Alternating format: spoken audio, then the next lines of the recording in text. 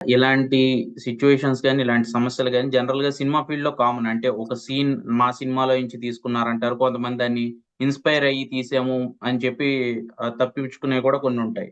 But మీ విషయంలో దాదాపు 9 సంవత్సరాలు సినిమా రిలీజ్ అయినప్పటి నుంచి అనుకుంటే 9 సంవత్సరాలుగా, 7 సంవత్సరాలుగా మీరు కోర్ట్‌లో కేస్ అదే.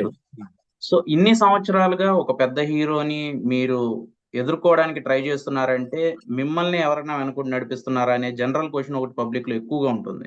సో, ఇన్ని సంవత్సరాలు అంటే 'మహేష్ బాబు' ఇప్పుడు మనం చూస్తే గ్లోబల్ లెవెల్‌కి నెక్స్ట్ వెళ్ళబోతున్నారు 'రాజమౌళి' సినిమాతో. సో, ఈ టైంలో మీరు 'మహేష్ బాబుని' కావాలని టార్గెట్ చేస్తున్నారా? లేకపోతే ఇన్ని సంవత్సరాలుగా ఈ కేసుని నడిపించడానికి కారణం? నడిపిస్తున్నారండి నన్ను వెనకుండి ఆ దేవుడు నడిపిస్తున్నాడు. మా రైటర్స్ నడిపిస్తున్నారు. సగటు రచయితల ఆత్మగౌరవం నడిపిస్తుంది. ఇక్కడ నేనేం చెప్పదలుచుకున్నానంటే, మాది స్పష్టంగా పోలికలతో సహా ఇవ్వడం జరిగింది. రైటర్ సెషన్‌లో నాదని వాళ్ళు డిసైడ్ చేశారు. అందులో ఇంకొక మాట లేదు. ఉదాహరణకి వాళ్ళు ఎంత అంటే కొన్ని కాపీలు పకడ్బందీగా చేస్తారు. అసలు రైటర్ గుర్తించకుండా. కానీ ఇక్కడ నిర్లజ్జగా ఏం చేశారంటే, నేను ఈ కథా ప్రాంతం దేవరకొండ పెట్టా. ఓకే. శివ గారు ఏం పెట్టారు? గుర్తుందా మీకు? దేవరకొండ. దేవరకోట పెట్టాడు. ఆహా! ఓకే. అంటే ఊరు కూడా కాపీ చేశాడు డైరెక్ట్ గా.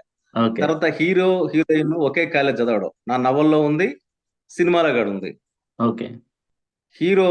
హీరోయిన్ ని హీరోయిన్ ప్రపోజ్ చేస్తాడంటే, నాకు నీ ప్రేమ కావాలంటే ఆ అమ్మాయి సైలెంట్ గా ఉన్న అమ్మాయి ఒకరోజు వైలెంట్ గా బిహేవ్ చేసి, ఎవరు చనిపోతే మా ఊర్లో దీపావళి చేసుకోనుకుంటే వాడి కొడుకు నువ్వు, కాబట్టి నేను పెళ్లి చేసుకుంటాను అని చెప్పని వాళ్ళ అమ్మ చెప్పిన కాషన్స్ మేరకు ఆ అమ్మాయి రిజెక్ట్ చేస్తాడు. ఓకే. అసలు ఏంది మా నాన్నకి ఆ ఊరికి ఏంటి సంబంధం తెలుసుకోవడానికి ఆ ఊర్లోకి వెళ్తాడు. నా నవల్లో హీరో వెళ్ళి ఆ ఊర్లో ఏదైతే అపరిష్కృత సమస్యలు ఒక 20 ఏళ్లుగా ఉన్న సమస్యల పరిష్కారంలో భాగంగా ఊర్లో మరి రోడ్లు వేయడం కానీ, అదేవిధంగా స్కూల్ బిల్డింగ్స్ కానీ ఇవన్నీ కూడా ఆయన చేస్తాడు. ఎందుకంటే ఇక్కడ వాళ్ళ నాన్న మంత్రి, వాళ్ళ నాన్న పిఏ ద్వారా చేస్తాడు, ఏం డెవలప్ చేస్తాడు. ఓకే. చేసిన నేపథ్యంలో యాక్చువల్ గా ఇది నేనేంటంటే ఒక కార్పొరేషన్ చైర్మన్ గా పనిచేసిన నేపథ్యం నాకుంది. భూమి పరిహారం అనే పేరుతో వాళ్ళు వెలుగొండ ప్రాజెక్ట్ నేపథ్యంలో నేను రాసిన నవల ఇది. ఓకే. అక్కడ నీళ్లు వచ్చే ప్రాంతంలో రైతులకేమో వాళ్ళ భూమి 5 లక్షల నుంచి 10 లక్షలు పలుకుద్ది. నీళ్లు రాని ప్రాంతంలో వాళ్ళని కూడా వెకేట్ చేస్తారు. వాళ్ళ 50,000 ఇస్తారు వాళ్ళ నష్టపరిహారం.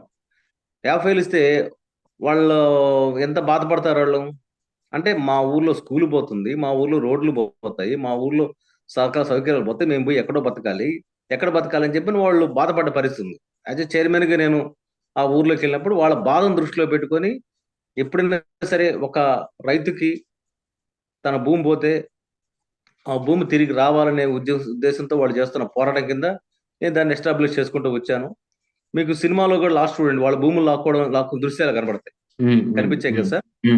కాబట్టి ఇప్పుడు మక్కి దించారనడానికి ఈ చెప్పిన చిన్న చిన్న సాదృశ్యాలు నిదర్శనం.